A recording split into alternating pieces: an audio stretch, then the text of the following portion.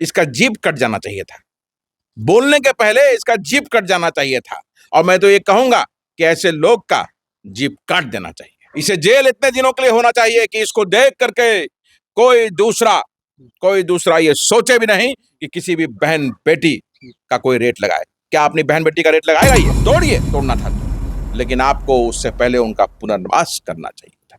तो ये सरकार जो है, गरीब विरोधी सरकार, दलित विरोधी सरकार, आम आदमी की विरोधी सरकार, महिलाओं को बेइज्जत करने वाली सरकार, सुरक्षा नहीं करने वाली सरकार है। जो मोदी करते हैं कि आपके भाई, 5 भाइयों की हत्या कर दी गई, आपकी एक बहन का बलात्कार कर दिया गया, और नरेंद्र मोदी हमारे आदरणीय प्रधानमंत्री जी शांत बैठे हुए हैं और हमारे भाई बहन लगातार वहां मारे जा रहे हैं। तो किस बात का हिंदू हृदय? आप देश में हिंदू मुसलमान करते हैं वोटों के लिए, और आपका हिंदू भाई जब बांग्लादेश से मारा जा रहा है। नमस्कार, मैं रंजित कुमार, आप देख रहे हैं मास्टर मीडिया बिहार। अभी इस वक्त हम पटना में हमारे साथ बात करने के लिए कांग्रेस नेता आदित्य पासवान जी है। बांग्लादेश में जिस तरह हिंदुओं पे लगातार हत्या हो रही है और भारत के प्रधानमंत्री कहते हैं कि हम हिंदू सम्राट हैं और बिल्कुल ही मौन है। हमारे साथ बात करने के लिए आदित्य पासवान, जो कि बिल्कुल बेबाकी के लिए जाने जाते हैं। सर, सबसे पहले स्वागत है। बहुत धन्यवाद आपका। कैसे हैं सर? बहुत बढ़िया। बांग्लादेश में लगातार हिंदुओं की हत्या हो रही है सर, क्या कहेंगे? देखिए, बांग्लादेश ने पिछले 19 दिनों में हमारे 5 हिंदू भाइयों की निर्मम हत्या कर दी गई, और हमारी एक बहन जिसका बलात्कार करके, पेड़ से बांध करके उसका सर मुड़ करके उसे लाठियों से पीटा गया। दीपू चंद्र दास, अमृत मंडल, ब्रजेंद्र विश्वास, खोखोन चंद्र दास और राणा प्रताप, 5 लोगों की हत्या पिछले 19 दिनों में हो गई। और सरकार जो है ये खामोश है। ये सरकार जो हिंदू मुसलमान की बात करती है पूरे देश में, हिंदू खतरे में है उसकी बात करती है पूरे देश में। आज बांग्लादेश में हमारा हिंदू भाई सही में खतरे में है और मारा जा रहा है, लेकिन ये सरकार, हमारे आदरणीय प्रधानमंत्री नरेंद्र मोदी जी खामोश हैं। कोई जवाब नहीं है, सरकार की कोई कार्रवाई नहीं है। बांग्लादेश पर एक ऐसा कार्रवाई करना चाहिए कि वहां के लोग सोचे भी नहीं किसी हमारे हिंदू भाई पर अटैक करने का। एक तरफ आप शेख हसीना को यहाँ पनाह दे रहे हैं, वहीं दूसरी तरफ शेख हसीना के लोग जो है हमारे हिंदू भाइयों की हत्या कर दे रहे हैं। तो पूरा देश चाहता है, पूरा देश की मांग है कि हिंदुओं की रक्षा बांग्लादेश में तुरंत की जानी चाहिए। मोदी जी कहते हैं, एक तरफ हिंदू सम्राट की बात करते हैं, कहते हैं भारत हिंदू राष्ट्र होना चाहिए, और अभी तक कोई एक्शन भी नहीं लिया गया। किस बात का हिंदू हृदय सम्राट जो अपने हिंदू भाइयों की रक्षा नहीं कर पा रहा हो? किस बात का हिंदू हृदय सम्राट? मैं पूछना चाहता हूं आपके माध्यम से उन सभी लोगों से देश के कि जो मोदी करते हैं कि आपके भाई, 5 भाइयों की हत्या कर दी गई, आपकी एक बहन का बलात्कार कर दिया गया, और नरेंद्र मोदी हमारे आदरणीय प्रधानमंत्री जी शांत बैठे हुए हैं और हमारे भाई बहन लगातार वहां मारे जा रहे हैं। तो किस बात का हिंदू हृदय सम्राट? आप देश में हिंदू मुसलमान करते हैं वोटों के लिए, और आपका हिंदू भाई जब बांग्लादेश से मारा जा रहा है। बांग्लादेश कहाँ है? कोई बहुत दूर है, यूरोपियन कंट्री में है, बगल में सटा हुआ है। दिन रात वहां से यहाँ आज रोहिंग्या घुस रहा है। सरकार उसको हटा नहीं पा रही है, उसको निकाल नहीं पा रही है, और कहती है रोहिंग्या को हम हटा रहे हैं। तो ये झूठी सरकार है। ये सिर्फ वोट लेने वाली सरकार है, जो वोट लेकर के अपना मतलब साधती है। पिछले दिनों उत्तराखंड के एक बीजेपी मंत्री के पति बयान देते हैं कि बिहार की लड़कियां 20 से 25 हजार रुपया में मिल जाती है। अब तक बीजेपी सरकार चुप क्यों है? एक भी कहीं जगह विरोध नहीं किए हैं। ये तो नहीं करेगा ना ये लोग। पूरे देश में भारतीय जनता पार्टी के लोग हमारी बहनों का, बेटियों का अपमान करते हैं। अगर ये बिहार में किया होता तो इसको उल्टा लटका के पीटते हम लोग, और इसे जेल होना चाहिए।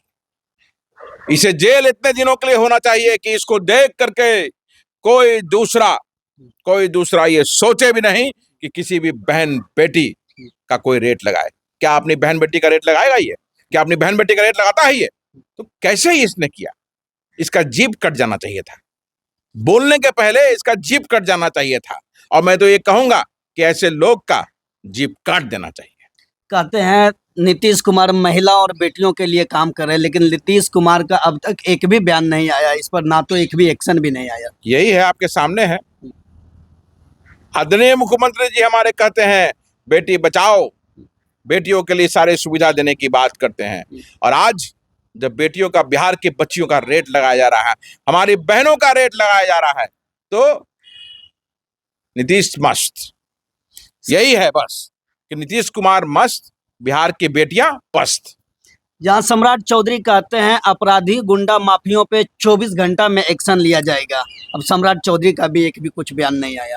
भाई कल ही ना मार दिया, या पटना में बीच सड़क पे परिवार के संग एक व्यक्ति जा रहा था, परिवार मोटरसाइकिल रोक करके उसकी पत्नी को, बच्चे को मोटरसाइकिल उतार करके गोलियों से भून दिया गया। 24 घंटे से ऊपर हो गए, कहाँ अपराधी पकड़ा गया? तो जो ये कहते हैं उसके विपरीत पूरे राज्य में हो रहा है। तो क्या ये सब सिर्फ बयानबाजी है? तो और क्या आपको लगता है? आप ही बताइए, क्या लगता है? ये बयानबाजी नहीं है तो क्या है? इन्होंने कहा कि पूरे राज्य की सुरक्षा करेंगे। पूरे राज्य में हमारे दलित भाइयों बहनों के घरों को तोड़ दिया गया, बुलडोजर चला करके बेघर कर दिया गया। बिहार में क्या हुआ? दलित के हितैषी जीतन राम मांझी, चिराग पासवान, ये लोग तो है ही ना सर। है तो भी तो है, ये लोग मस्त है अपने अपने एसी चैम्बरों में। लेकिन जवाब एक भी नहीं आया सर। जवाब तो मैंने दिया, मैं सड़क पर उतरा इसको लेकर के, लेकिन हम विपक्ष में हैं, हमारी बात कितनी सुनी जाएगी ये आप सभी जानते हैं। जिन लोगों को बोलना चाहिए था, जिन लोगों ने पूरे बिहार में घूम करके वोट लिया और सत्ता का आनंद ले रहे हैं, सत्ता का मजा ले रहे हैं, वो आज भी खामोश हैं, चुप हैं, और हमारी बहनें बेटियां रो रही थी। इस ठंड के मौसम में बुलडोजर से हमारी बहनों बेटियों के घर को बेघर कर दिया गया, हमारे बूढ़ों को बेघर कर दिया गया, बच्चों को बेघर कर दिया गया। सर आप क्या मानते हैं, बिहार में बुलडोजर रियल में चलना चाहिए था या नहीं?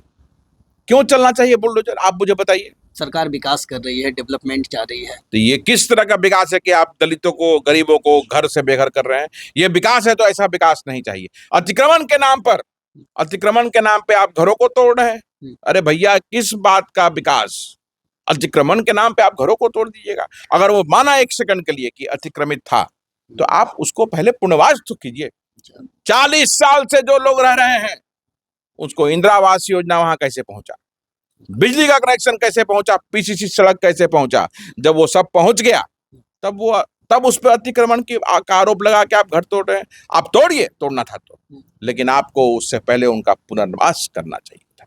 तो ये सरकार जो है, गरीब विरोधी सरकार, दलित विरोधी सरकार, आम आदमी की विरोधी सरकार, महिलाओं को बेइज्जत करने वाली सरकार, सुरक्षा नहीं करने वाली सरकार है ये।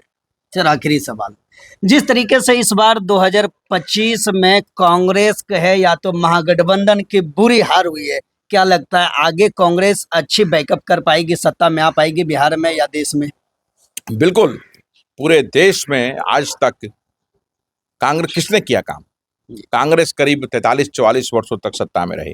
पूरे देश का विकास कांग्रेस नहीं किया है। 1947 के बाद 1990 तक बिहार में कांग्रेस की सरकार रही। श्री बाबू विपरीत परिस्थितियों में उन्होंने बिहार की सत्ता संभाली, मुख्यमंत्री बने। जिस समय बिहार में दुर्गम सड़कें थी, चलना मुश्किल था, उस वक्त बिहार का उन्होंने इंडस्ट्रियलाइजेशन किया। बरौनी खाद कारखाना, एचईसी, चीनी मिलें, पेपर मिल, जूट मिल, सबका निर्माण उन्होंने किया। और आज देखिए, सारा इंडस्ट्री जो है वो बंद हो गया, उसको रिवाइव नहीं किया गया। ये सब कांग्रेस की देन है, और कांग्रेस वो ऐसी पार्टी है जो ये कर सकती है। हमने करके दिखाया है और फिर करके दिखाएंगे, और हम कम बैक करेंगे, और बहुत जल्दी कम बैक करेंगे। कांग्रेस संगठन की मजबूती के लिए काम करना शुरू कर दी है, और देखिएगा आप, वर्तमान नेतृत्व के हटने के बाद, जो प्रदेश का वर्तमान नेतृत्व है उसके हटने के बाद कांग्रेस में जाना जाएगा। मतलब चाहते हैं कि वर्तमान नेतृत्व हटना चाहिए, सही से काम नहीं कर रही है। नेतृत्व में जान ही नहीं है। जो कार्यक्रम होता है, सदाकत आश्रम जाके देखिए, वेतन भोगी जो कर्मचारी है उसके साथ प्रदेश का नेतृत्व जो है, प्रदेश अध्यक्ष है, फोटो खिंचवाते रहते हैं। पूरा बिहार घूम रहे हैं, अभी अलग अलग जिलों में जा रहे हैं, लेकिन 10 आदमी 15 आदमी दिखेगा, क्योंकि संगठन नहीं है। नेतृत्वकर्ता को लोग कबूल नहीं कर रहे हैं, इसलिए उनके साथ तो कोई लोग ही नहीं है। चलिए सर, हमसे बात करने के लिए बहुत धन्यवाद आपका।